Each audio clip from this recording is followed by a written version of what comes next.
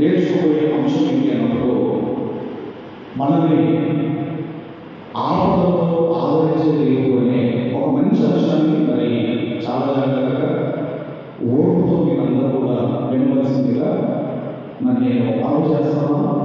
ఆపదలలో ఆదరించే దేవుడు అనే మంచి అంశాన్ని బైబిల్ నుండి మనమందరం కూడా ఆలోచన చేద్దాము. దానికి మూలవాక్యం ఎక్కడ ఉంది అన్నప్పుడు ప్రసంగి గ్రంథం అందరం కూడా దయచేసి ప్రసంగి గ్రంథము 4వ అధ్యాయము మొదటి వచనాన్ని మనం అందరం కూడా చదువుతున్నాము. ప్రసంగి గ్రంథము 4వ అధ్యాయము మొదటి వచనాన్ని మనం అందరం కూడా చదువుతున్నాము. పిమ్మట సూర్యుని క్రింద జరుగు వివిధమైన అన్యాయ క్రియలను గూర్చి నేను యోచించి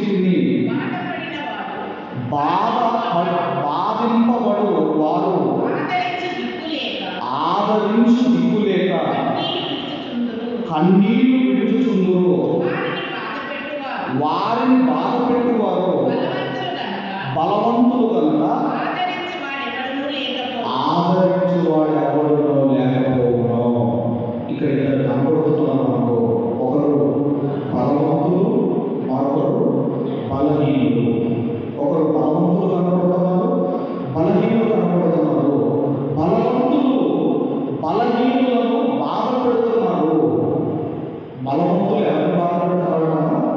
బలవంతులు బలహీనులను బాధ పెడుతున్నారు. ఇక్కడ మీరు ఆలోచన చేయగలిగితే ఎవరు బలవంతులు అన్నప్పుడు బాధ పెట్టేవాడు బలవంతులా, బాధ పడేవాడు బలవంతులా? ఎవరమ్మా బలవంతులు?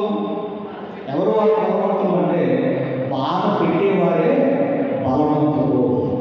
బాధ పెట్టేవారే బలవంతులు. ఇంతకీ బలహీనులను బాధ పెడుతున్నారట. బలవంతులు బలహీనులను బాధ పెడుతున్నారు. ఇంతకీ ఎవరి బలహీనులు? బలహీనులు అంటే ఎవరంటే అందులో స్త్రీలు, పిల్లలు, తర్వాత వృద్ధులు, దిక్కులేనివారు, ఆ తర్వాత విధవరాళ్ళు, ఆ తర్వాత మరి బీదవారు, పరదేశులు, వీరందరూ ఎవరు అంటే బలహీనులు. బలహీనులు ఇలాంటి బలహీనులను బలవంతులు బాధ పెడుతున్నారు. బలవంతులు బాధ పెడుతుంటే ఆదరించేవారు లేక ఈ బలహీనులు కన్నీళ్లు కారుస్తున్నారు. కన్నీళ్లు కారుస్తున్నారు. కన్నీళ్లు కారుస్తున్నారు. కాబట్టి మరి ఈ బలహీనులకు ఎక్కడైనా లోకంలో న్యాయం జరుగుతుందంటే ఎక్కడ కూడా బలహీనులకు లోకంలో న్యాయం జరగదు. ఒక పోలీస్ స్టేషన్ కావచ్చు, అది ఒక కోర్టు కావచ్చు, ఏదైనా కావచ్చు, బలహీనులకు న్యాయం జరగదు. బలహీనులకు న్యాయం జరిగే ఒకే ఒక చోటు, అదేంటంటే దేవుని దగ్గరే బలహీనులకు న్యాయం జరుగుతుంది. బలవంతులు బాధ పెడుతుంటే, బలవంతులు ఇదిగో ఇబ్బంది పెడుతుంటే ఆ బాధ తట్టుకోలేక ఆదరించే వాళ్ళు లేక బలహీనులు ఏడుస్తున్నారు. బలహీనులు కన్నీరు కారుస్తున్నారు. కన్నీరు కారుస్తున్నారు. కాబట్టి మనం ఆలోచన చేయగలిగితే మరి చట్టాలు ఉన్నాయి కదంటే చట్టాలు ధనమున్న వాడికి చుట్టాలు లాంటివి. ఇప్పుడు ఒక పేదవాడు అన్యాయం చేశాడంటే వాడికి లేని పోలీసు, అదే ఒక ధనవంతుడు అన్యాయం చేసినా ఇదిగో నన్ను దర్జాగా తిరుగుతాడు బయటకి. ఎందుకంటే వాడి దగ్గర ఏముంది? ధనం ఉంది, అధికారం ఉంది, హోదా ఉంది. కాబట్టి ఇలా ఆదరించేవారు లేక ఈ బలహీనులకు దిక్కెవరు అన్నప్పుడు దేవుడు ఒక్కడే దిక్కు.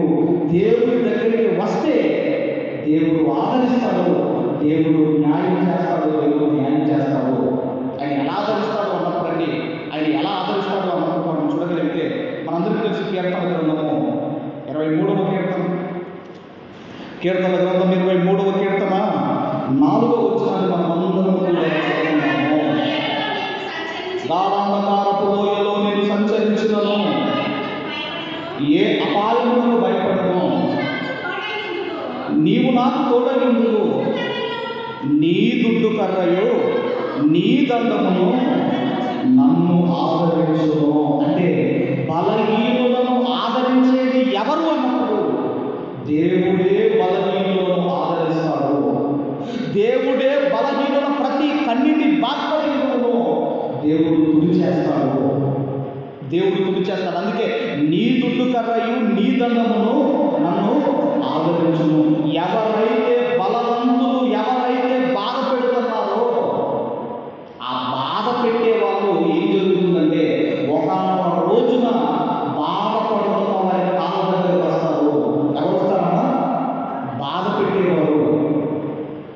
పెట్టేవారు ఒకనొక రోజున ఈ బలవంతులు బాధ పెట్టేవారి కాళ్ళ దగ్గరికి వస్తారు.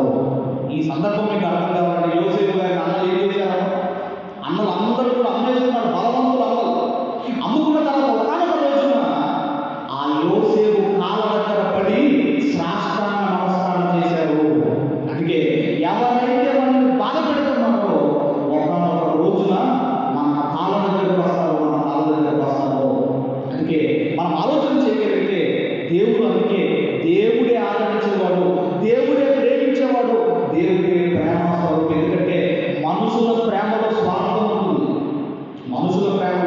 స్వార్థం ఉంటుంది. దేవుడి ప్రేమ నిస్వార్థమైనది, అది శాశ్వతమైనది. కాబట్టి మనము నాకు ఆదరించే వాళ్ళు లేక నా పరిస్థితి ఏంటంటే మనం బాధపడుతున్నాము. కానీ ఎన్ని విధాలుగా దేవుడు మనం ఆదరిస్తాడో ఒక్కొక్క పాయింట్ చెప్తాము. చాలా జాగ్రత్తగా మనమందరం కూడా ఆలోచిద్దాము.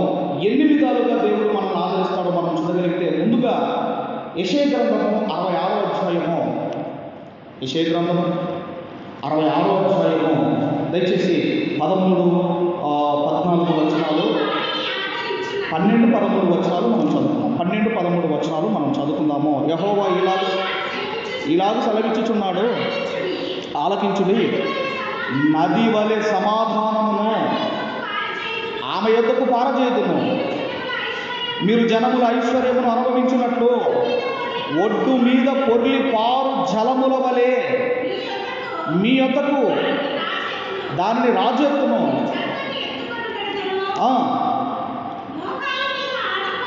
మోకాళ్ళ మీద ఆడింపబడెదరు. ఒకని తల్లి వానిని ఆదరించున్నట్లు నేను మిమ్మును ఆదరించెదను. ఇక్కడ మనం ఆలోచన చేయగలిగితే దేవుడట ఎలా ఆదరిస్తాడట? ఒక తల్లి మనల్ని ఆదరించినట్లుగా దేవుడు మనల్ని ఆదరిస్తాడు. అయ్యో నాకు తల్లి లేదని నేను బాధపడను, నాకు తల్లి లేదని నేను బాధపడవద్దు. ఎందుకంటే ఒకని తల్లి వారిని ఆదరించినట్లుగా నేను మిమ్మలను ఆదరించెదను అంటున్నాడు.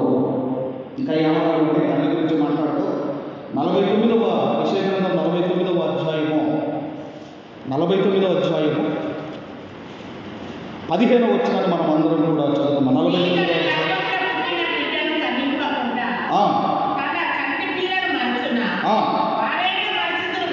వారైన మరచుదురు కానీ నేను నిన్ను మరువను. ఒక తల్లి ఏ విధముగా అయితే తన పిల్లలను ఆదరిస్తుందో, ఎంత ఆదరిస్తారో మీ అందరికీ తెలియదు. ఎక్కువ పిల్లలు తల్లిని ఎక్కువగా తల్లి మీద ఆధారపడతారా, తండ్రి మీద ఆధారపడతారా? ఏదైనా అడగాలనుకున్నా ఎవరు పడతారా? డైరెక్ట్ డాడీ అడగారు. ఎందుకు చెప్పండి? రికమెండేషన్ కావాలి. ఎవరు రికమెండేషన్ కావాలి? అమ్మ రికమెండేషన్ కావాలి.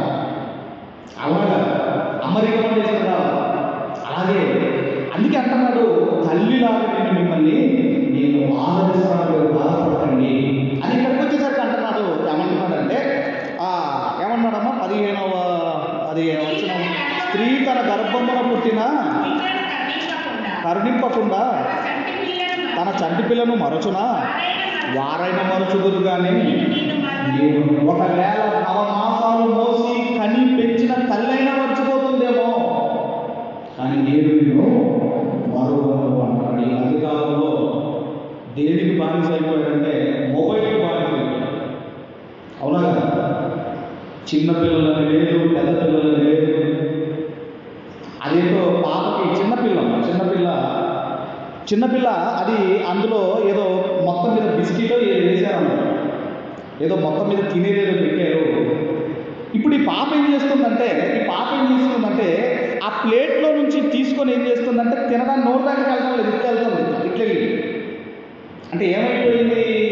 పిల్లల దగ్గర నుండి పెద్దల వరకు ఏమైపోయారు? మొబైల్కు బానిసలైపోయారు. మొబైల్ మత్తు పట్టుకుంది.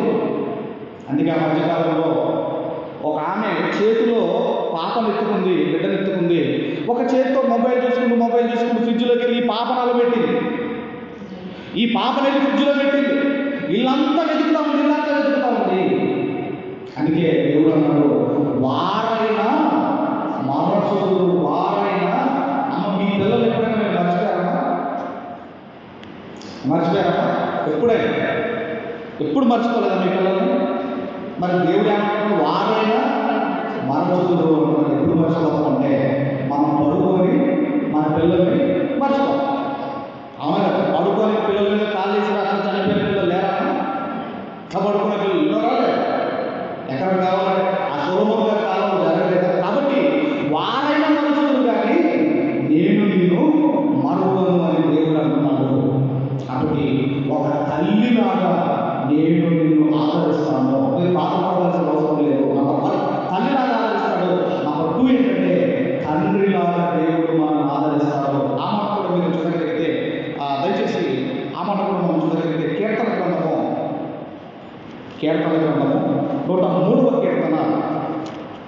గ్రంథము 103వ కీర్తన, దయచేసి 13వ వచనం మనం అందరం తండ్రి తన కుమారుల ఎడల జాలి పడునట్లు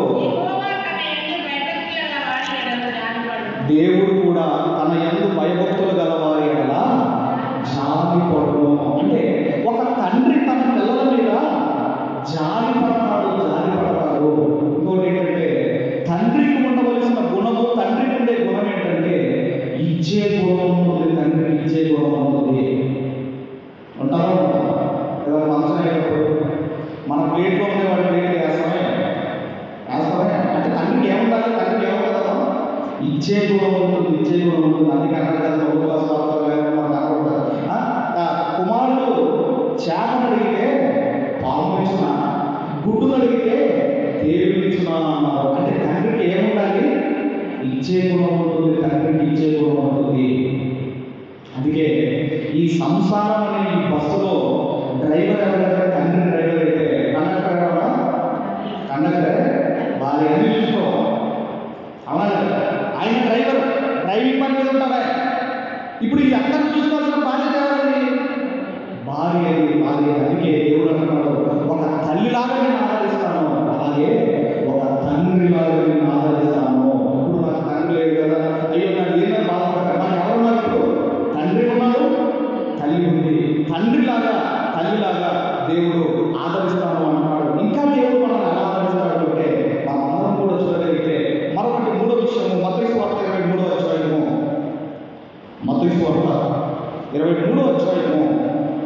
37వ వచనాన్ని మనమందరం కూడా చదువుతున్నాము. యెరూషలేమా ప్రవక్తలను చంపుచును, నీ యొద్దకు పంపబడిన వారిని రాళ్లతో కొట్టుచును ఉండుదానా. కోడి తన పిల్లలను రెక్కల క్రింద కేలాగు చేర్చుకొనును, అలాగే నేనును నీ పిల్లలను ఎన్నో మార్లు చేర్చుకొనవలనని ఉంటుంది కానీ మీరు వదలకపోతిరి. ఒక కోడి తన పిల్లలను ఎలాగైతే చేర్చుకుంటుందో నేను కూడా ఒక కోడి తన పిల్లలను చేర్చుకున్నట్టు మిమ్మల్ని చేర్చుకోవాలి అని అనుకుంటుంది కానీ మీరు వదలకపోతే రావడం లేదు. దేవుడి చేతుల క్రిందికి రావడం లేదు. ఒకరోజు ఆ గుడిసె అంతా కూడా తగలబడతా ఉంటే కోడి పారిపోవాలి కదా, అక్కడే ఉండి కదలడం లేదు. మొత్తం మీద కాలిపోతా ఉంది. అలాగే మొత్తం మీద కాలిపోయింది. ఆ తర్వాత పోయి చూస్తే ఏమైందంటే దాని రెక్కల క్రింద చిన్న పిల్లలు ఉన్నాయి. అది కోడి ప్రేమ. ఆ పిల్లలుగా ఉన్నప్పుడు కోడి ప్రేమిస్తుంది. అదే పిల్లలు పెద్ద అయిన తర్వాత కోడి ఏం చేస్తారమ్మా? పొడుస్తారు. ఎందుకు పొడుస్తారమ్మా? ఎప్పుడన్నా ఆలోచించామా? పిల్లలు ఉన్నప్పుడేమో చేతుల కింద తీసుకుంటుంది. దత్త వస్తుందేమో అని, పీలు వస్తుందో లేకపోతే కుక్క వస్తుందో అని. చిన్నప్పుడు ప్రేమించిన తల్లి అదే కోడి పెద్దగా అయిన తర్వాత ఎందుకు పొడుస్తుంది?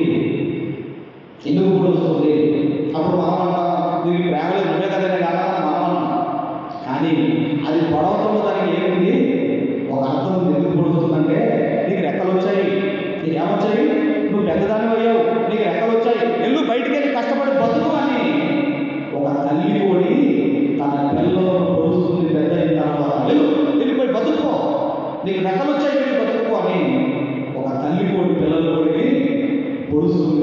కాబట్టి మనం ఆలోచన చేయగలిగితే ఒక కోడి తన పిల్లల్ని ఎలాగైతే ఆదరిస్తుందో నేను మిమ్మల్ని ఆదరిస్తాను అంటున్నాడు.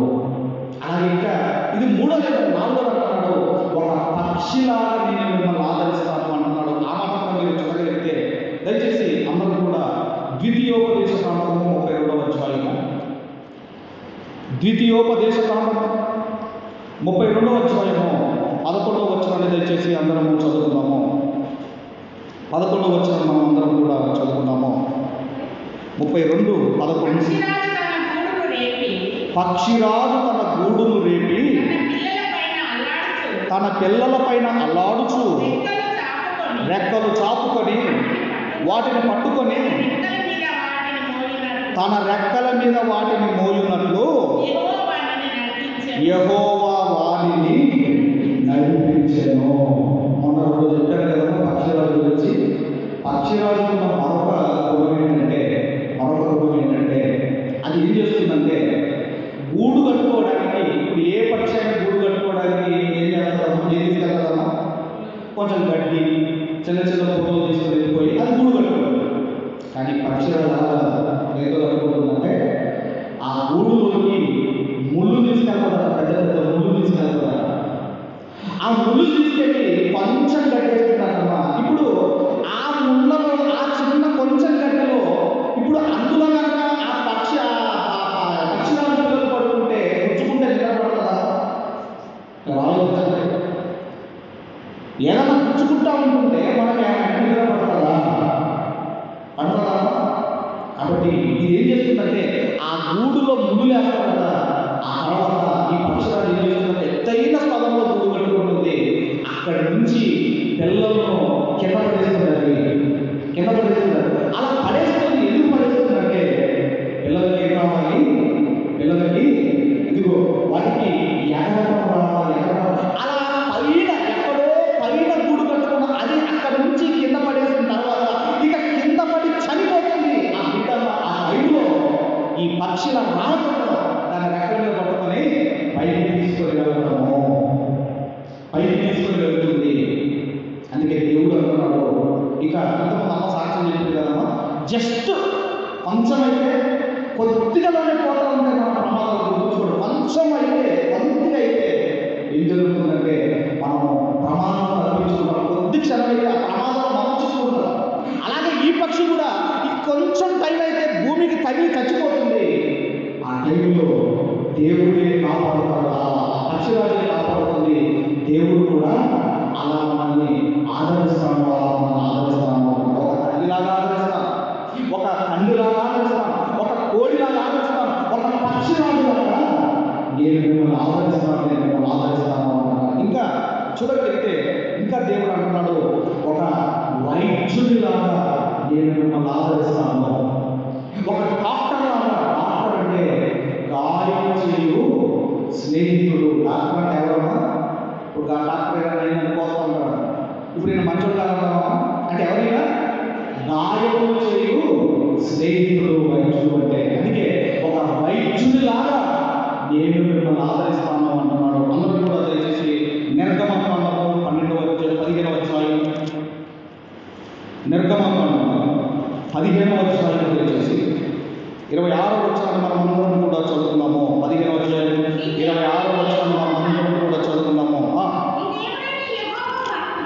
నీ దేవుడైన యెహోవా వాక్కును శ్రద్ధగా విని ఆయన దృష్టికి న్యాయమైనది చేసి ఆయన ఆజ్ఞలకు విధేయులై ఆయన కట్టడలన్నీ అనుసరించి నడిచిన ఎడల నేను ఐగుప్తీయులకు కలగజేసిన రోగములలో ఏదియు నీకు రానియ్యను, నిన్ను స్వస్థపరచు యెహోవాను నేనే అంటున్నాడు.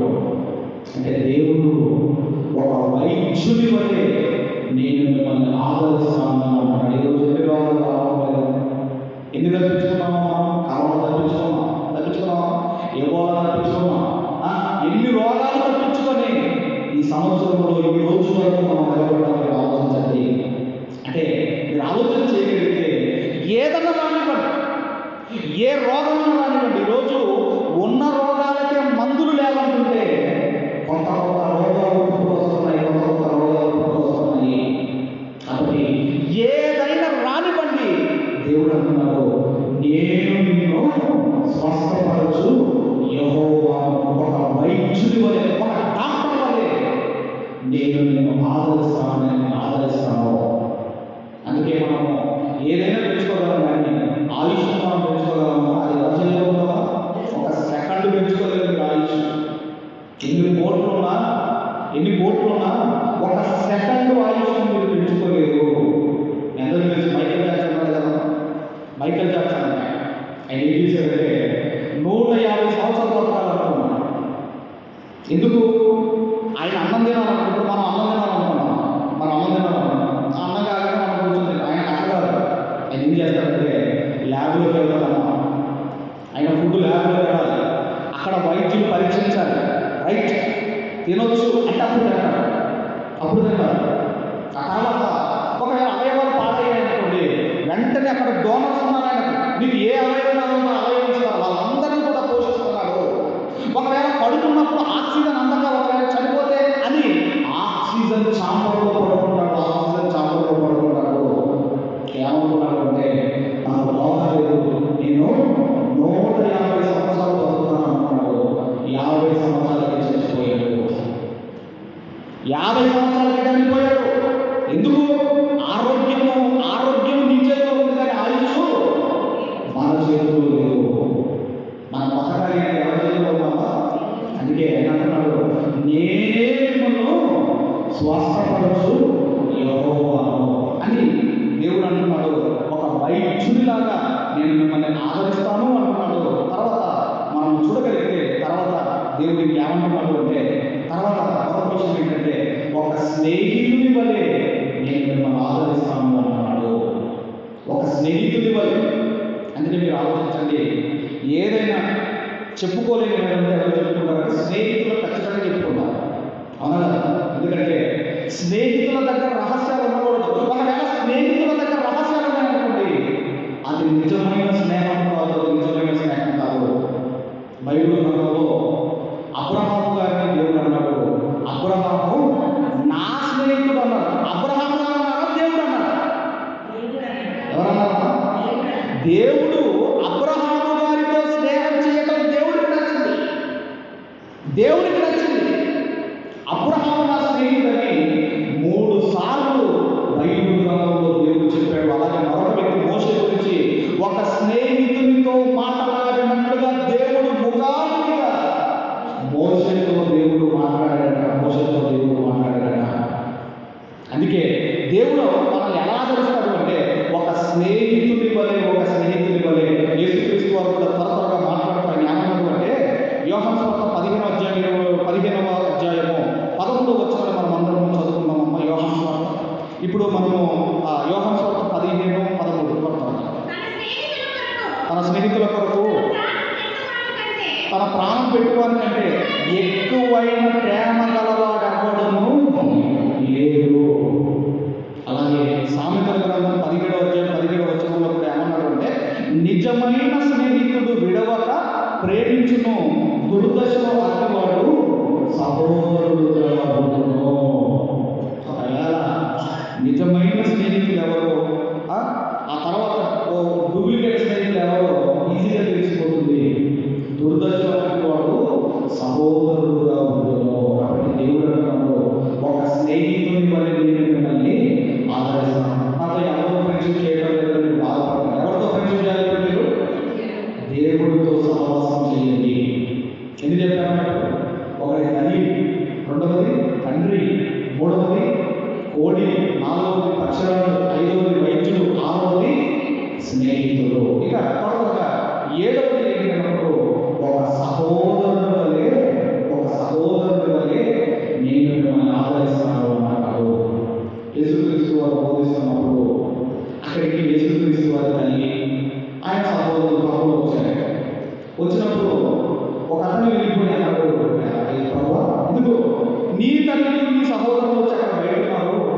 వచ్చినప్పుడు యేసుక్రీస్తు వారు అన్నమాట ఏంటంటే, ఎవరు నా తల్లి, ఎవరు నా సహోదరుడు, పరలోకమందున్న నా తండ్రి చిత్తము చొప్పున చేయువాడే నా తల్లి నా సహోదరుడు, నా తల్లి నా సహోదరుడు.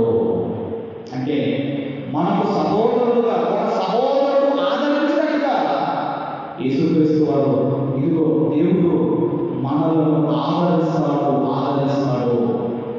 ఆ తర్వాత నుంచి మత్తయి సువార్త 12:48 నుంచి 50 వరకు ఉంటుందమ్మా, అది మీకు తర్వాత రాసుకోండి. తర్వాత ఎలా ఆదరిస్తాడు అన్నప్పుడు, ఒక భర్త వలె దేవుడు ఆదరిస్తాడు అంటున్నాడు. చాలా మంది భర్త లేకపోతే బాధపడుతూ ఉంటారు, విధవరాలుగా బాధపడుతూ ఉంటారు. కానీ ఒక భర్త వలె దేవుడు ఆదరిస్తాను అంటున్నాడు. అందరూ కూడా దయచేసి మరి యెషయా గ్రంథము దయచేసి 49వ అధ్యాయము, యెషయా గ్రంథం 54వ అధ్యాయం, ముందు 54వ అధ్యాయం త్వరగా చూద్దాము. 54వ అధ్యాయము 5వ వచనం మనం చూద్దాం. నిన్ను సృష్టించిన వాడు నీకు భర్త అయి ఉన్నాడు. అంటే దేవుడు ఒక భర్తలాగానే మిమ్మల్ని ఆదరిస్తాను అంటున్నాడు. ఇర్మియా గ్రంథంలో కూడా 49వ అధ్యాయం, ఇర్మియా గ్రంథం 49వ అధ్యాయం 11వ వచనం మనం చదువుకున్నాం. ఇర్మియా గ్రంథం 49వ అధ్యాయం.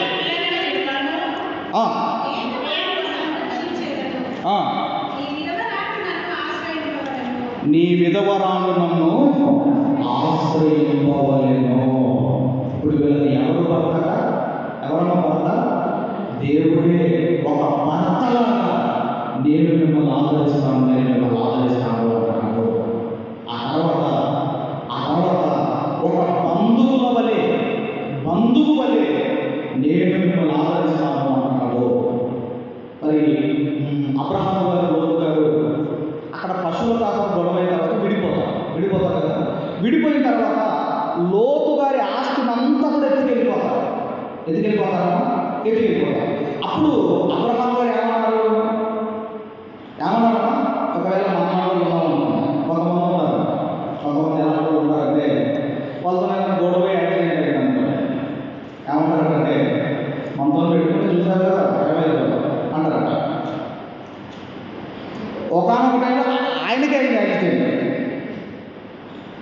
అర్థమైందమ్మా? మాతో పెట్టుకుంటే యాక్సిడెంట్ అయిన వ్యక్తి, అన్న వ్యక్తికి ఆయనకైంది యాక్సిడెంట్. నేను ఫోన్ చేసి చెప్పాను, పలానా ఆయనకి యాక్సిడెంట్ అయింది. కాబట్టి మనం ఆలోచన చేయగలిగితే ఒక బంధువులకి ఇప్పుడు లోతు గారు ఆస్తిపోయింది. ఇప్పుడు అబ్రహాము గారు మంచిగా ఏం చేశారు? ఆయన దగ్గర ఆ పరివారం తీసుకుని వెళ్ళిపోయి యుద్ధం చేసి ఆ తర్వాత ఆస్తిని మరలా లోతు గారికి అప్పగించాడు. ఈరోజు మన దగ్గర బంధువులు ఎక్కువ లేక అందరూ కూడా రాబోతుంది. మీరు నిజమైన బంధువులుగా ఉందో లేదో మీరు తెలుసుకోవాలంటే ఏదన్నా 1 లక్ష రూపాయలు అడగండి.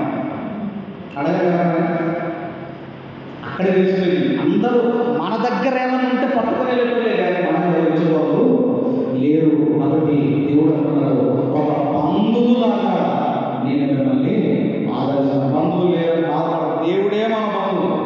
ఎవరన్నా? దేవుడే మన బంధువు. మనమంతా రాబోతులు అయిపోయినా యోగ టైంలో కష్టం వచ్చినప్పుడు ఒక్కరు రాలేదు. మళ్ళీ 200 ఆశ వచ్చినప్పుడు బంగారం తీసుకొని వచ్చారట, రింగులు తీసుకొని వచ్చారట ఆయన దగ్గర. కాబట్టి ఒక బంధువులాగా నేను మిమ్మల్ని ఆదరిస్తాను. చివరిగా ఒక ఇరుగు పొరుగులాగా నేను మిమ్మల్ని ఆదరిస్తాను అంటున్నాడు. ఒక ఇరుగు పొరుగులాగా నేను మిమ్మల్ని ఆదరిస్తాను అంటున్నాడు. అందరూ కూడా సామెతల గ్రంథం 27వ అధ్యాయము, సామెతల గ్రంథము 27వ అధ్యాయము 10వ వచనాన్ని మనం అందరం కూడా చదువు.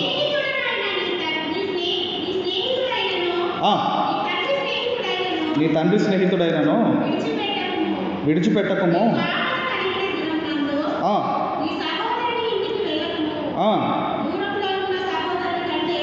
దూరములో ఉన్న సహోదరుని కంటే దగ్గర ఉన్న పొరుగువాడే వాసి అంటున్నాడు. అంటే ఇక్కడ ఏంటంటే, దూరంలో ఉన్నని అన్న కంటే, దూరంలో ఉన్నని తమ్ముడు కంటే దగ్గరలో ఉన్నని పొరుగువాడే వాసి అంటున్నాడు. అంటే దాని అర్థం ఏంటంటే, ఈ మధ్యకాలంలో మీరు చూడగలిగితే